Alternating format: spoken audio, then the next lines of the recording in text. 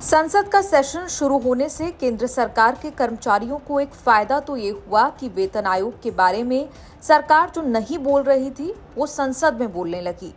रोज संसद में सांसद वेतन आयोग को लेकर सरकार से सवाल दाग रहे हैं। वेतन आयोग का मामला वित्त मंत्रालय से जुड़ा है। वित्त राज्य मंत्री पंकज चौधरी संसद में एक एक करके बता रहे हैं कि वेतन आयोग को लेकर क्या चल रहा है।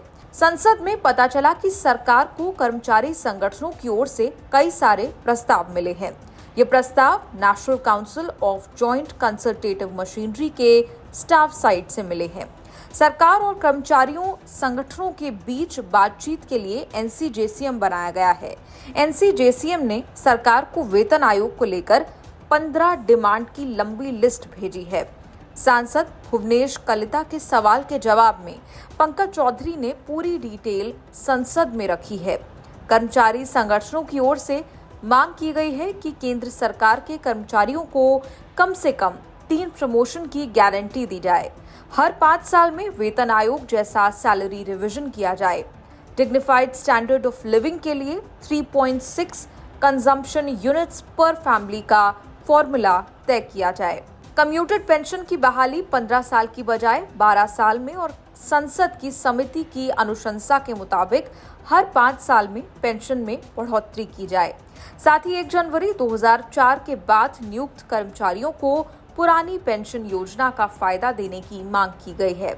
इन सारे सवाल जवाब में इस सवाल का जवाब नहीं मिला है कि सैलरी इंक्रीमेंट कितना होगा, फिटमेंट फैक्टर कितना तय होगा और वेतन आयोग कब बनकर लागू होगा। वित्त राज्य मंत्री पंकज चौधरी ने बताया कि चीजें अभी कंसल्टेशन के लेवल पर हैं।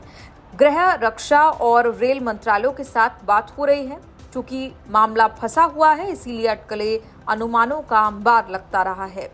7वें वेतन आयोग में 2.57 फिटमेंट फैक्टर के हिसाब से करीब 2.5 गुना सैलरी इंक्रीमेंट हुआ था, लेकिन इस बार जो कुछ बताया जा रहा है उससे लग रहा है कि शायद इतना भी ना मिले। 2 ब्रोकरेज हाउस कोटक और एम्बिट कैपिटल ने तो 1.80 फिटमेंट फैक्टर का अनुमान लगाया है। मतलब बहुत कम हुआ तब भी लगभग 2 गुना इंक्रीमेंट हो सकता है।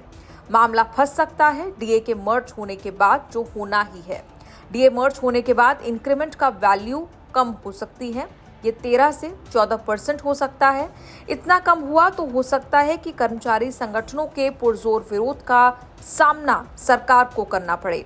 7वें वेतन आयोग के समय 3.84 की मांग की गई थी, लेकिन मिला था 2.57।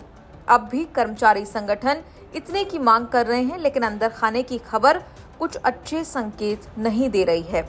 पॉपुलर थ्योरी ये चल रही है कि 18,000 की सैलरी वेतन आयोग आने के बाद 30 से 50,000 तक हो सकती है। रुपया पैसा के इस एपिसोड पर आपकी क्या राय है, कमेंट्स में लिखकर बताएं।